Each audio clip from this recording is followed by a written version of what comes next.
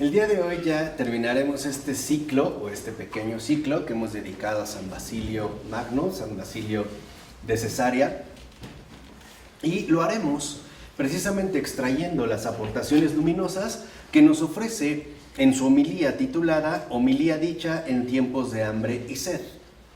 Y nos daremos cuenta cómo lo que en efecto Basilio comenta parece coincidir, ¿no?, de una manera muy clara, incluso muy profunda, con nuestro propio acontecer contemporáneo, ¿no?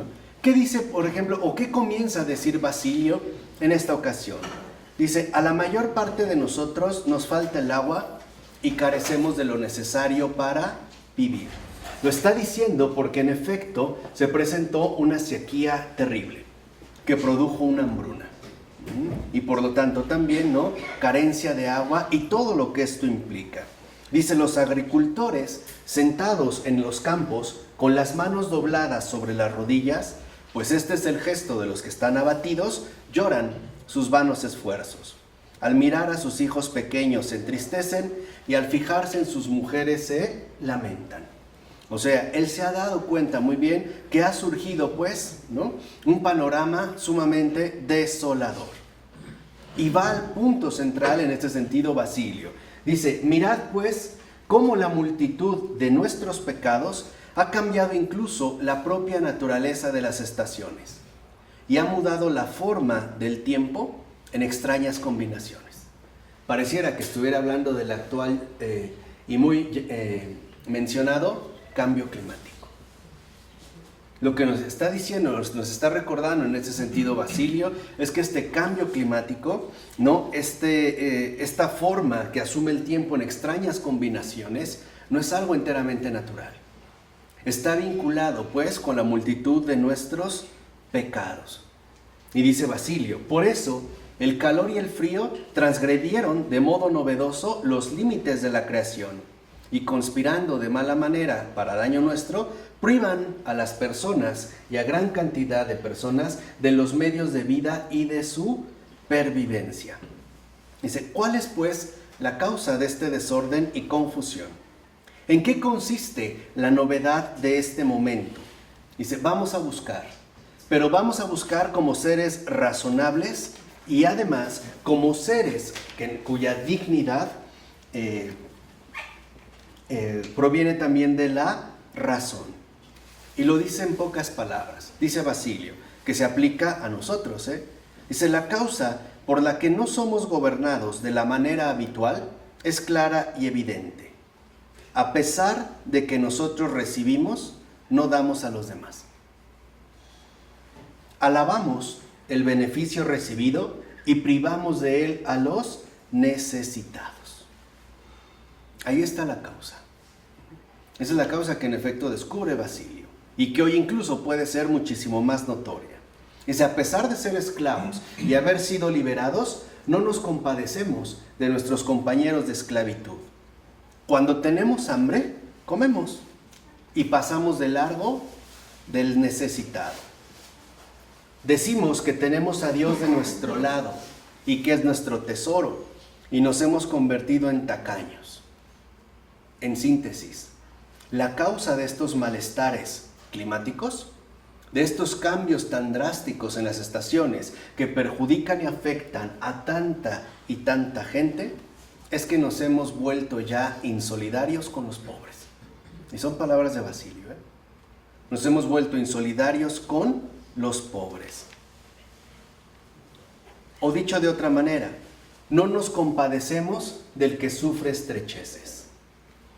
No hay compasión. No hay ya en este sentido misericordia.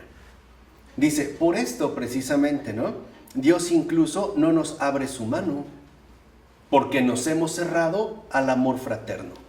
Por eso los campos están secos. Hoy también podemos decir inundados, porque el amor se ha enfriado. Entonces, aquí está la causa. Para Basilio, algo queda claro. El amor se ha enfriado.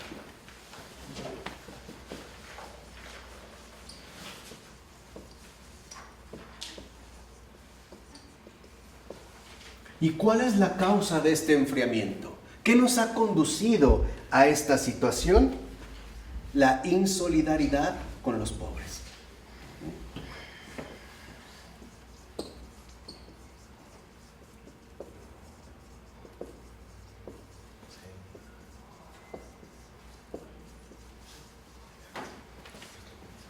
Para Basilio queda claro, pues, que el amor se ha enfriado.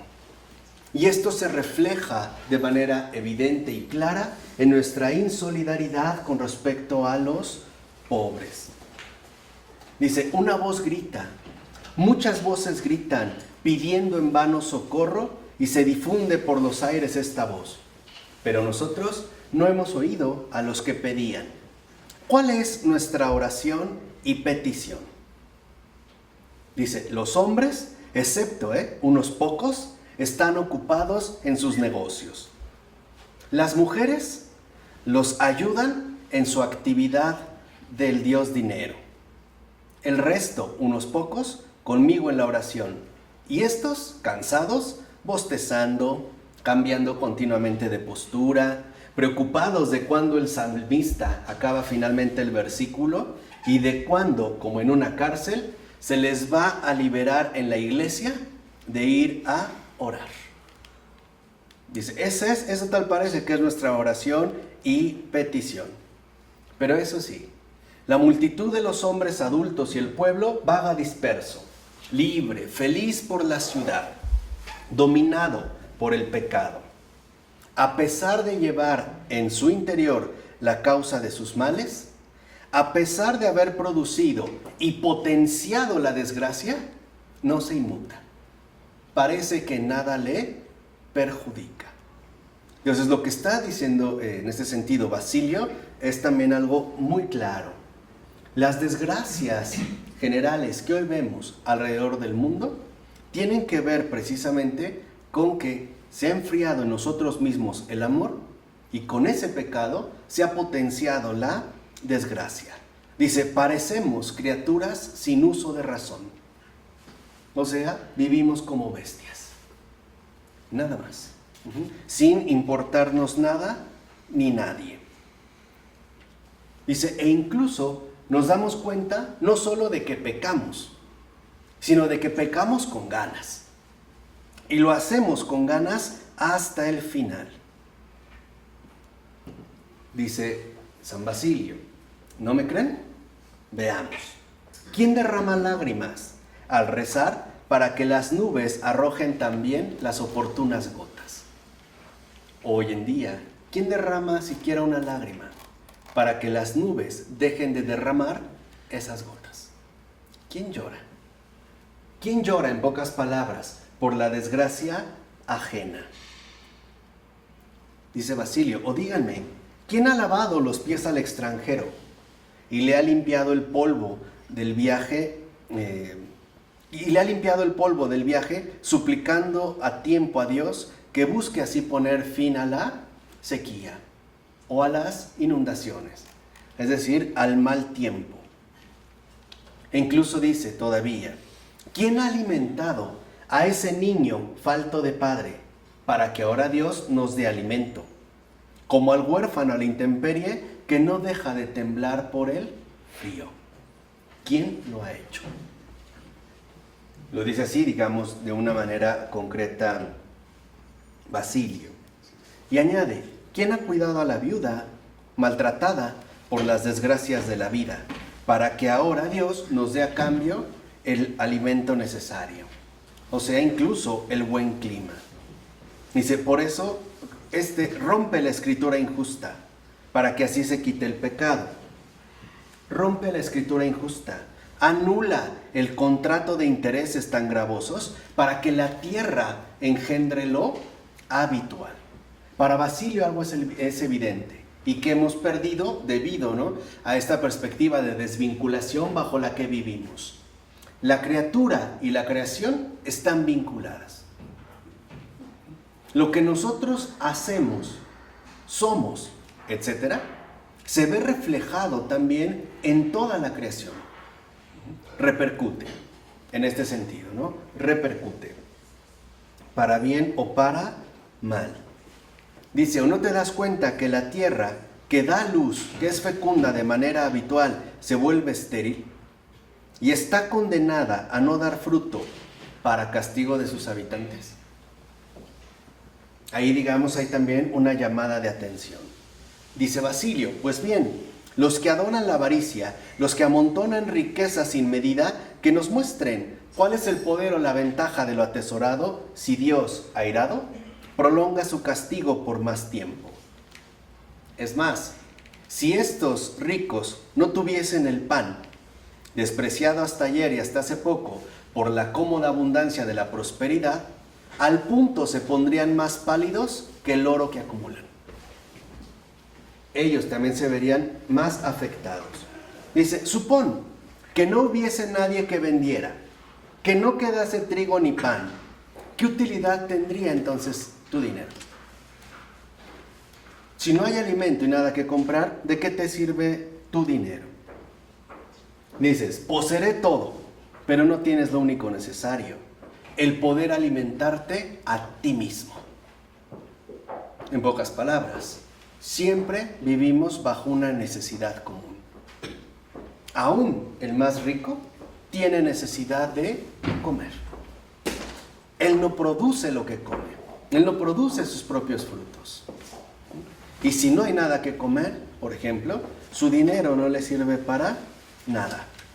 O dice Basilio, a ver, haz con toda tu riqueza una sola nube. Crea una nube, invierte tu oro y haz además que de esa nube, inventa la manera de que caigan unas pocas gotas. O apresura la tierra para que dé fruto. En síntesis, a ver, pon remedio a la desgracia con tu riqueza arrogante y ostentosa. Un remedio a la miseria.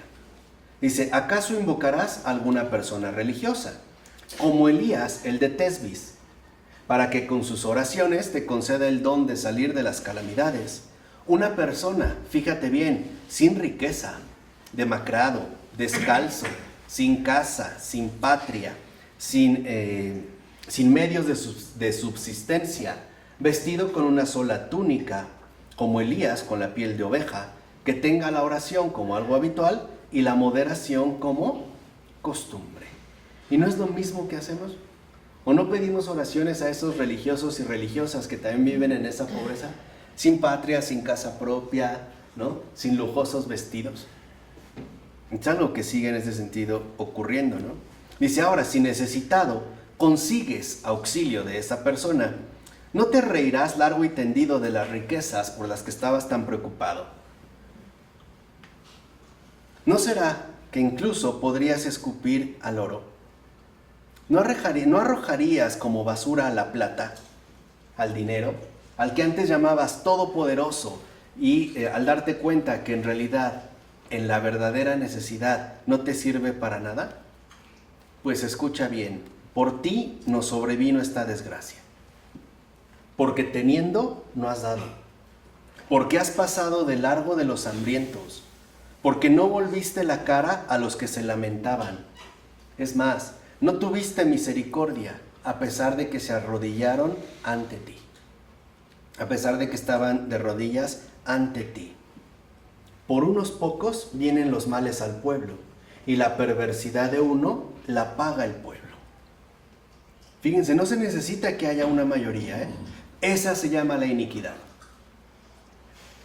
Eso es lo que se conoce como iniquidad del pecado, que por unos pocos, todos padecen. Y esto nos muestra la profunda vinculación que hay entre nosotros y la creación. Es a la manera de una sinfonía. Si todos los instrumentos están afinados, ¿no?, y logran una coordinación armoniosa, surge una melodía. Pero basta con que un solo instrumento se desafine para que todo lo demás se eche a perder. Lo mismo pasa aquí.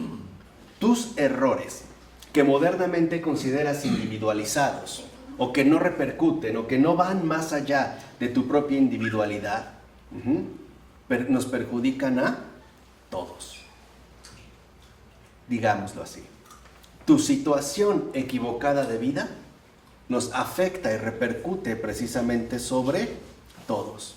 Nos dice Basilio, acuérdate, como se lee en el profeta Josías, capítulo 7, versículo 1 y siguiente. Acán cometió un sacrilegio y todo el ejército fue castigado. Osambrí se prostituyó con los madianitas y todo Israel sufrió la pena, como aparece en el libro de los Números. Entonces, lo que tú haces o no haces repercute en todos los demás, para bien o para mal. Dice, a ver, examinemos pues todas nuestras vidas, en público y en privado. Examinemos realmente nuestras vidas y démonos cuenta lo que hacemos, tanto ante los demás, como lo que realmente realizamos en cada uno de nosotros. Y dice Basilio, y sí, lo dije bien, todos, lo mismo pobres que ricos, pues tanto unos como otros son examinados con exactitud sobre su perseverancia. Aquí no hay diferencia entre rico y pobre. Aquí lo que realmente cuenta es la bondad de corazón. Dice Basilio, yo conozco a muchos, y no lo he aprendido de oídas, sino por conocer a estas personas por experiencia, que mientras estaban en la opulencia y en la vida les iba bien, según el dicho, viento en popa, si no totalmente, al menos medianamente, daban gracias al bienhechor, a Dios. Pero eso sí, si las cosas cambiaban de rumbo y por ejemplo el rico se convertía en pobre, o la salud del cuerpo en enfermedad, la gloria y esplendor en vergüenza y deshonor, se mostraban de inmediato desagradecidos. Incluso empezaban a blasfemar y dejaban la oración, quejándose de Dios como de un deudor que se retrasa y no considerándolo como un dueño que más bien está airado. Por eso, dice Basilio, examinémonos todos. ¿Cómo es nuestra conducta? ¿Cómo es entonces nuestra verdadera fidelidad? Basilio está hablando de la vida de fe. ¿O decimos que queremos a Dios porque nos va bien? ¿Y si lo perdiéramos todo, incluso la salud, como Job? ¿Qué haríamos? Todo, o sea, en el sentido, por ejemplo, de Job. Dice, ser humano, sé dueño de ti y de tus pensamientos. Obra con razón. No hagas lo que los niños alocados, los cuales, al ser reprendidos por el maestro, rompen sus cuadernos. Él dice tablillas, ¿no? Antes estaban las tablillas de cera. Era, digamos, donde se escribía. Rompen pues sus tablillas, o cuando el padre para su bien les retira el alimento, le rompen el vestido e incluso rasgan con sus uñas el rostro de la madre. O sea, berrinches. Se ponen quejumbrosos. Y ahora vean, San Basilio aborda el otro aspecto que no hemos tocado. Dice, ¿eres pobre? No te desanimes, pues la excesiva tristeza se convierte en causa de pecado. Entonces lo que nos dice aquí también Basilio es muy importante. Ser pobre no es causa de tristeza, No es causa de tristeza. Incluso dice, si tú te dejas llevar por la excesiva tristeza, entonces ya te estás dirigiendo, ¿no?, al pecado. ¿Por qué? Por 3 razones. Primero, porque la pena ahoga el entendimiento. Primero, la pena ahoga el entendimiento. 2, el no saber qué hacer produce depresión. Y aquí está la segunda dimensión. No saber qué hacer produce depresión. Y tercero, el desconocimiento de una salida razonable, la ingratitud. Aquí lo vemos, ¿no?, ya de manera clara. Dice, por eso, ten esperanza en Dios. ¿O acaso no ve tu angustia? ¿Qué de verdad no ve tu angustia? Tiene tu comida, la comida en sus manos. Tarda en dártela para probar tu fortaleza, para conocer a fondo tu corazón, para realmente descubrir tu manera de pensar. Por si acaso es parecida a la de los que viven sin freno ni conocimiento. Pues estos, mientras la comida está en su boca, lo alaban, le dan gracias, le aclaman, le adoran. Pero si se tarda un poco en ponerla en la mesa, le arrojan blasfemias como piedras. Y entonces ya lo desconocen. Y nos dice San Basilio, haz un recorrido por el Antiguo y el Nuevo Testamento y encontrarás en cada uno a muchos que han sido alimentados de diversas maneras. Y nos va a dar ejemplos, ¿no? Dice, el Carmelo, monte elevado y deshabitado, soledad para el solitario, tuvo a Elías, no el profeta Elías, cuya alma era por completo para el justo y la esperanza en Dios el alimento de su existencia. Y viviendo de este modo, no acabó su vida por el hambre, sino que las más rapaces y voraces de las aves, estas mismas le llevaban el alimento. E incluso se convirtieron en servidores de la comida para el justo. Dice, estas aves, ¿no?, las más rapaces y voraces, que tienen por costumbre arrebatar los alimentos ajenos, cambiaron su naturaleza por mandato del Señor y se transformaron en fieles guardianes del pan y la carne. Y aquí ya hay como un aviso muy concreto en la Escritura. Estas aves de las más rapaces y voraces no son más que los tacaños, ambiciosos y avariciosos, que sí pueden cambiar su naturaleza, aceptando la obra del Señor, e incluso no reteniendo para sí, sino haciendo llegar a todos los necesitados, ¿no? Se menciona en el primer libro de los Reyes, capítulo 17, versículo 6. Dice, y los cuervos llevaron también esto mismo a un hombre. Lo hemos aprendido en la historia sagrada. Una fosa de Babilonia retenía a un joven israelita, preso por la desgracia, pero libre de alma y pensamiento. ¿Cómo fue aquello? Los leones, en contra de su naturaleza, ayunaban. Pero Habacuc, el que lo alimentaba, era traído por los aires, porque un ángel llevaba al hombre al tiempo que los alimentos. Y para que el justo no fuera vencido por el hambre, el profeta era transportado al instante por tierra y por mar, ¿no? Como se menciona en el libro del profeta Daniel, capítulo 14, versículos 30 y 39. Dice, ¿qué podemos decir del pueblo, ¿no?, al que Moisés guió en el desierto? ¿Cómo se les dieron los medios para vivir durante 40 años? Allí no había hombre que sembrara, no había un buey que tirara el arado, no había campo ni granero, y obtuvo el alimento sin sembrar ni arar. La roca les proporcionó las fuentes, inexistentes con anterioridad, pero que brotaron ante la necesidad. Por eso dice Basilio, tú mantente firme en la desgracia. Se trata de una desgracia por un tiempo. Hazlo como el venerable Job, y no te hundas por la tempestad, ni arrojes la carga de virtud que lleva. Recuerda el dicho apostólico, ¿no? Y cita a San Pablo, la primera carta de los Tesalonicenses, capítulo 5, versículo 18. Dad gracias por todo. Y dice Basilio, sí, por todo. ¿Eres pobre?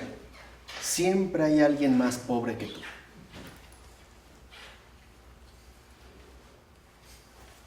¿Te dices pobre? Siempre hay alguien más pobre que tú. Tú tienes alimento, por ejemplo, para 10 días. Aquel tiene alimento para 1. Aquel otro para ninguno. Siempre hay alguien más pobre que tú. Así, como bueno y generoso, comparte lo que te sobra con el necesitado.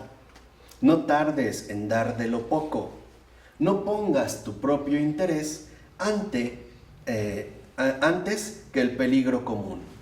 Mira, dice, aunque te quede un pan, aunque tengas un solo pan para comer, si a tu puerta toca el que pide, saca ese único pan de tu despensa. E imponiéndole las manos y levantando los ojos al cielo, pronuncia esta frase compasiva y generosa.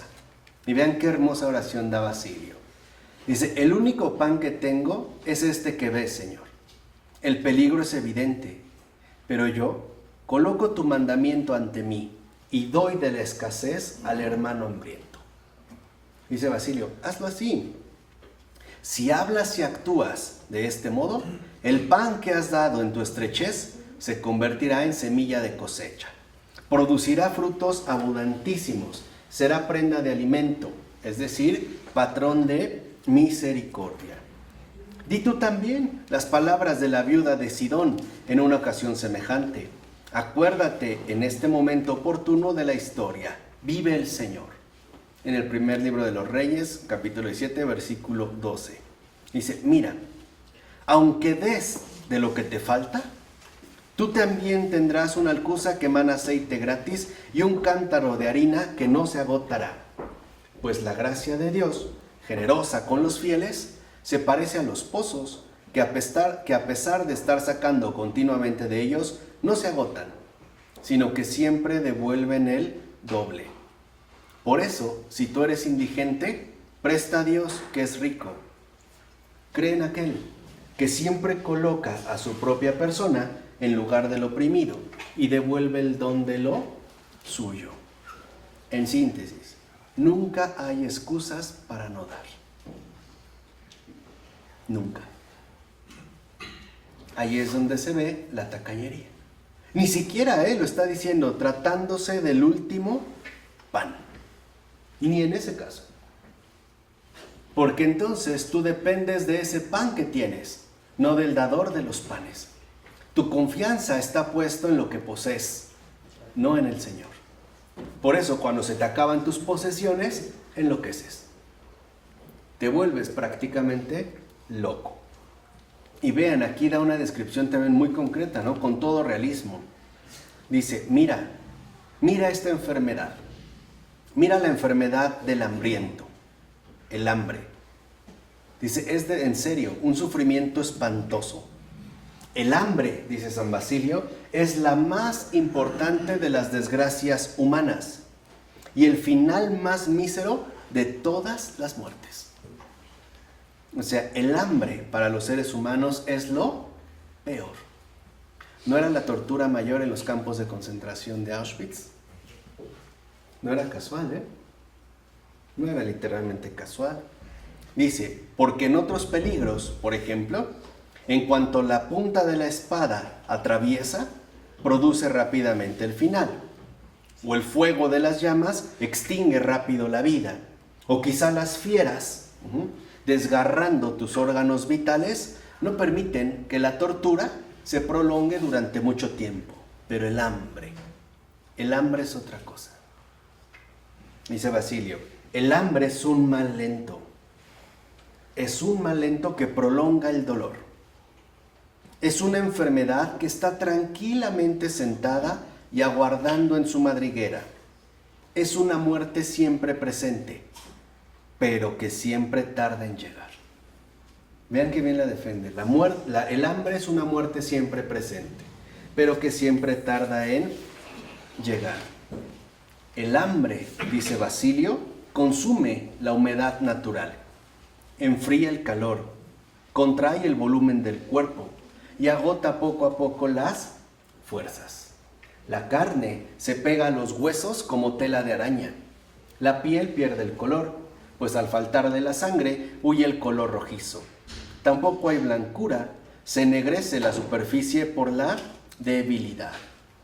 Las rodillas no se sostienen, sino que se arrastran de manera forzada. La voz se vuelve débil. Los ojos se debilitan, están encerrados incluso inútilmente en sus órbitas, como el fruto seco de la nuez en su cáscara. El estómago siempre vacío y contraído. Se vuelve informe, sin volumen, sin la natural tensión de las vísceras, pegado incluso a los huesos de la espalda. Así pues, dice Basilio, ¿qué castigo merece el que pasa de largo junto a tal cuerpo? No sobrepasa el límite de la crueldad. Dice, pues si tiene en su poder el curar este mal y por gusto o por avaricia no lo hace, puede ser condenado como un asesino. Ya, ¿no? Digamos, a ese grado. Dice, en multitud de ocasiones, el sufrimiento del hambre, no lo olvidemos, incluso ha forzado a muchos a traspasar los límites de la naturaleza. Que un ser humano se alimente de cuerpos de los de la propia especie, o bien que una madre meta de nuevo en su estómago al hijo que salió de su vientre. Y esto también se ha dado de manera reciente. Si ustedes leen un libro, por ejemplo, de Iván Shmeliov, que se llama El Sol de los Muertos, relata la terrible hambruna que se padeció en la provincia de Ucrania, justamente bajo el régimen soviético. Porque Stalin decidió llevar a cabo digamos que el conjunto en el Estado, o la visión proteccionista del Estado, que le llamó colectivización. ¿En qué consistía brevemente? En que todo lo producido era para el Estado soviético. Y él, como el buen padre, como le llaman el gran benefactor, iba a darle de comer a sus hijos. Entonces esto significaba que uno no produce para sí. Uno no produce lo que come, uno recibe lo que le dan, ¿no? Mediante el socialismo soviético. Entonces, si en esas condiciones, por ejemplo, se recolectaba toda la cosecha, muchas veces pasaban meses y no llegaba nada que comer. Y aparte de eso hacían pesquisas y revisiones. Por ejemplo, si alguien entraba a tu casa de manera sorpresiva y te encontraba 1 kilo de trigo escondido, te fusilaban. Porque eras considerado un vil capitalista. Eras promotor de la propiedad privada. Y así fuera un puñado. Y después, para evitar venganzas o resentimientos, no solo te mataban a ti, incluso por 2 granos, Estoy hablando en serio, incluso por 2 granos de trigo, no solo te mataban a ti y a toda tu familia. Y justo porque pasaron meses, e incluso 1 año y año y medio, se dieron casos de canibalismo. Y se conservan fotos de padres ya como enloquecidos por el hambre, que lo primero que habían hecho era comerse a sus propios hijos. Y una prostitución infantil también disfrazada, donde veían a una niña escuálida de entre 5 y 8 años caminando tambaleante por las calles y llevaba, digamos, cubierta la cabeza y tocaba una puerta. Y al salir salía a lo mejor con media manzana medio podrida. Se había prostituido. Pero una vez que ya no había esa posibilidad, lo que seguía, en pocas palabras, era que se la comieran. Estamos hablando en pleno siglo XX, para que vean la radicalidad del hambre. Y estoy hablando de estos casos ya reales de canibalismo, ¿no? Dice, a ver, tú ves que nuestro propio Dios, a pesar de haber pasado por alto en multitud de ocasiones otros sufrimientos, se compadece siempre de manera misericordiosa de los hambrientos. ¿O no dijo, me da lástima a la muchedumbre? Cita Mateo 15:32.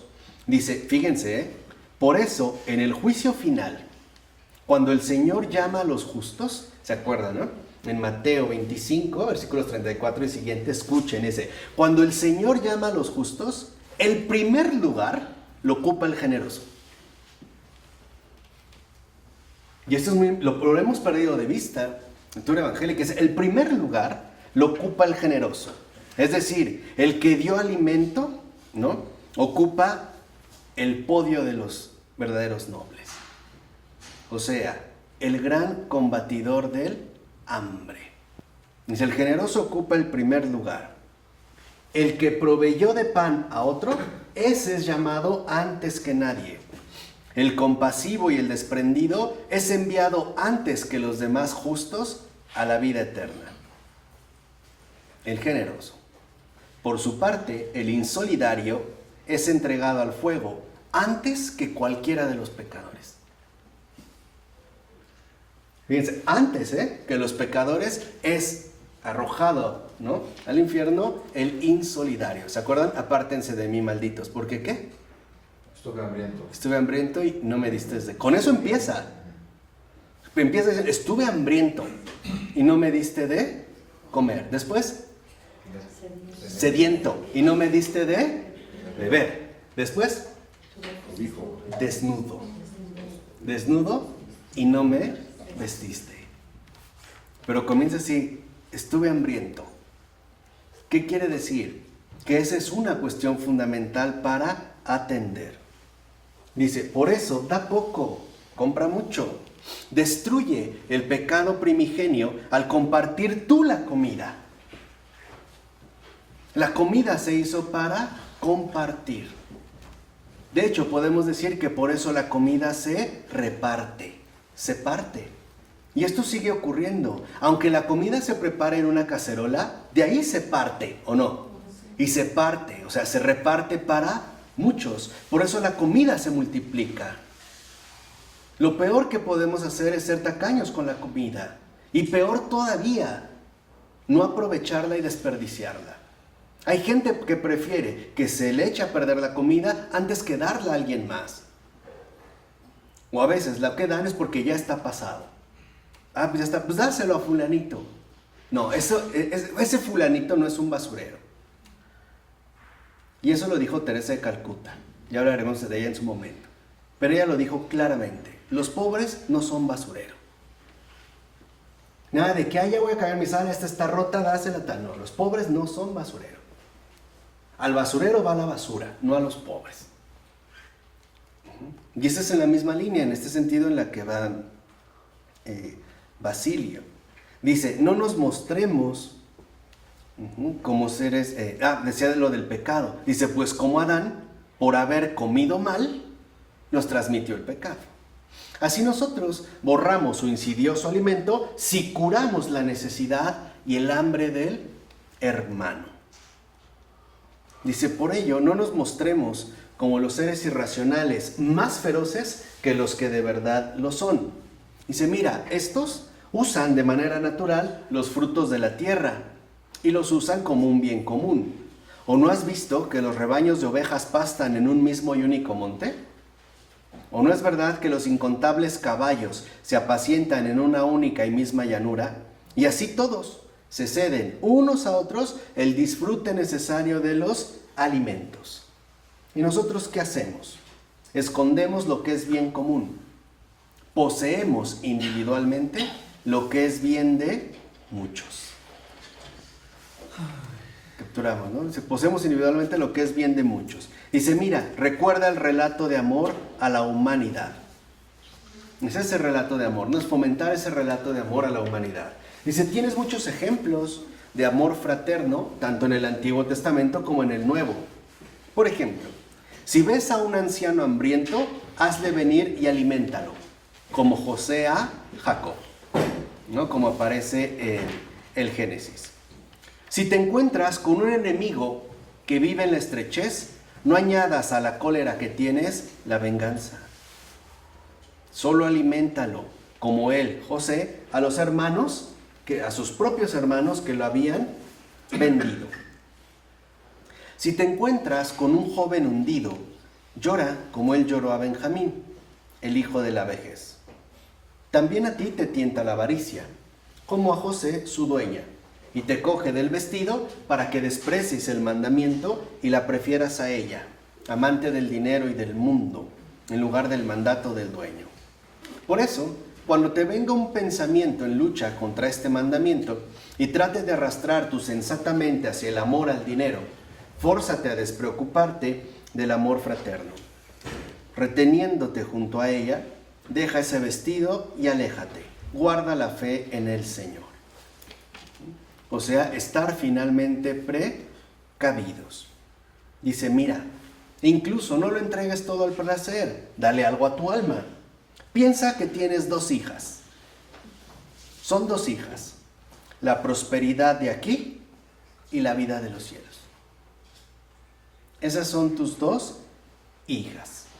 Cuando tengas que presentarte ante Cristo y venir a la vista del juez, no presentes a un género de vida multimillonaria y a la otra, la que es esposa y está llamada a la vida eterna por medio de la virtud, desnuda y vestida de harapos. Más bien, vístela con adornos pertinentes, engalánala para el día de la boda, para que también ella, en compañía de las vírgenes prudentes, encienda tu lámpara. Ten prendido siempre el fuego del conocimiento, sin que te falte el aceite. ¿De qué aceite hablamos? El aceite del obrar rectamente. obrar rectamente para que así los hechos, o por los hechos, se cumpla la profecía inspirada por Dios y tu alma se aplique también esta sentencia. Estaba presente la reina a tu derecha, vestida con ropas de oro y con muchos colores. Oye, hija, mira e inclina tu oído, y el rey deseará tu hermosura. Está citando el Salmo 44. Por eso dice Basilio, el cuerpo, tu prenda, te dejará. Cuando hagas aparición, el juez esperado, que vendrá sin duda, será para ti un obstáculo, para la entrega de los honores y la gloria del cielo. Entonces verás el fuego que no se apaga, el infierno, y los castigos y los amargos siglos entre dolores, en lugar de una vida larga y feliz. No creas, dice Basilio, que yo, como algunas madres o nodrizas, agito contra ti falsos espantajos, ¿no? Aquí decimos como, ahí viene el coco, ahí viene la viejita, ahí viene el taxista, ¿no? Pues no creas, ese Basilio, no crees que yo soy así, como esas madres o nodrizas que nada más te avientan falsos espantajos. Dice, como ellos suelen hacer con los niños pequeños cuando lloran sin cesar y sin parar, y los callan con fábulas inventadas. No, lo que te digo no es un cuento, sino palabra anunciada previamente sin falsedad. Y apréndelo con exactitud, según la predicación evangélica, pues no se quitará ni una iota ni una letra. Entonces tenemos también que aprender a escuchar el estómago de los hambrientos. Aquí estamos hablando de algo muy en concreto, el pan. Ya no se trata solamente de llenar ese vacío espiritual, también del sentido material. Escuchar el clamor de los hambrientos. Que no pasemos ante un estómago hambriento de largo, sino por el contrario, que atendamos esa necesidad y la remediemos. Acuérdate, aunque seas pobre, siempre hay alguien más pobre que tú. Todos estamos llamados a dar. Todos. Ninguno tiene excusa. Y los que tienen, menos todavía. ¿De acuerdo? En nombre del Padre, del Hijo, del Espíritu Santo. Amén.